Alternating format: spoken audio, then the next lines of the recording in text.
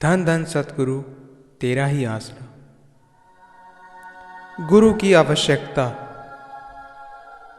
गुरु की ज़रूरत के बारे में चौथे पातशाह श्री गुरु रामदास जी फरमाते हैं, गुरु जहाजू खेवटू, गुरु गुरु बिनु तरया न कोय, गुरु प्रसादी प्रभु पाइए, गुरु बिन मुक्ति ना होए।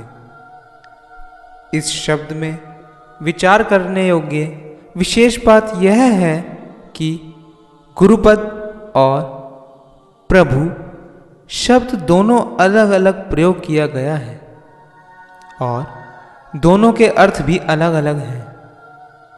प्रभु शब्द का सीधा अर्थ है मालिक या परमात्मा। गुरु शब्द का स्पष्ट अर्थ है देहधारी गुरु।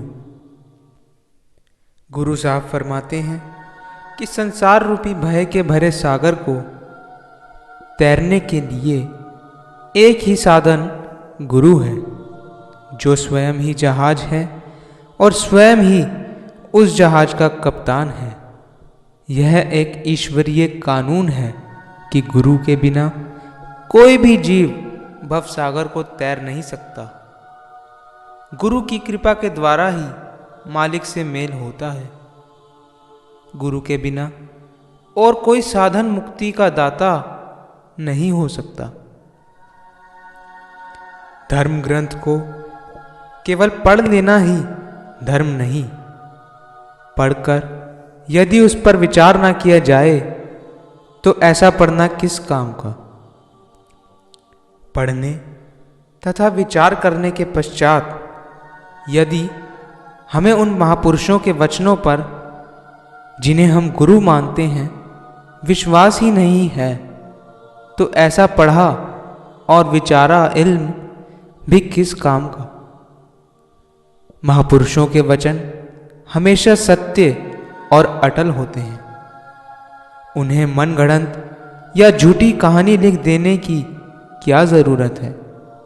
अगर जीव उनके अमूल्य वचनों पर अमल ही नहीं करता तो उसकी सारी मेहनत पढ़ना पढ़ाना व्यर्थ ही है। संत मत की विशेषता तो इसी बात में है कि संत महापुरुष केवल पढ़ने या सुनने की बजाय अमल पर अधिक जोर देते हैं। परमार्थ के मार्ग में गुरु के बिना तो गुजारा ही नहीं है। गुरु बिना तनिक न काज सरे। इस संबंध में श्री गुरु अर्जन देव जी फरमाते हैं, मत को भरमी भूले संसारी, गुरु बिन कोई न उतरसी पारी। गुरु साहब जोरदार शब्दों में चेतावनी करते हैं कि इस संसार में कोई भी जीव इस भ्रम में ना रहे, क्योंकि गुरु के बिना कोई भी इस संसार सागर को तैर नहीं सकता। यह नियम अटल और कभी भी बदलने वाला नहीं है।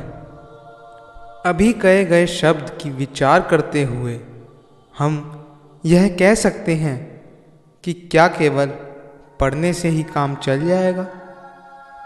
बड़े अफसोस की बात है कि संत महात्माओं की वाणी को पढ़ने, सुनने तथा विचारने के बाद भी आम लोग यही कहते हैं कि हमें किसी दूसरे गुरु की कोई ज़रूरत नहीं, ग्रंथ शास्त्र ही हमारे गुरु हैं। काल ने यह जबरदस्त भुलेखा उनके मन में पक्की तरह जचा रखा है। वास्तव में संसार में ऐसी कोई भी विद्या, इल्म, हुनर अथवा काम नहीं है जिसे सीखने के लिए किसी उस्ताद अथवा गुरु की ज़रूरत ना पड़ती हो। किसी उस्ताद या गुरु के बिना हम किसी मामूली सी वस्तु के बारे में भी नहीं जान सकते। इंसान बचपन से लेकर ही कुछ ना कुछ सीखने के लिए अपना गुरु बनाता आ रहा है। जैसे बचपन से इंसान के गुरु उसके माता पिता होते हैं, जो इसे खाना पीना, उठना बैठना, चलना फिरना आदि सिखाते हैं। स्कूल कॉलेजों में इसके गुरु, अध्यापक, प्रोफेसर आदि होते हैं। इसी प्रकार कोई भी काम अथवा हुनर, इल्म जैसे लोहे का काम, लकड़ी का काम, इंजीनियरिंग, कृषि, डॉक्टरी, विज्ञान, ड्राइविंग आदि सीखने के लिए उस हुनर के माहिर उस्ताद अथवा गुरु के पास अवश्य जाना पड़ता है। अर्थात किसी भी काम अथवा विद्या में योग्यता प्राप्त करने के लिए उस विद्या के योग्य व्यक्ति यानी उस्ताद या गुरु की विशेष तौर पर आवश्यकता पड़ती है।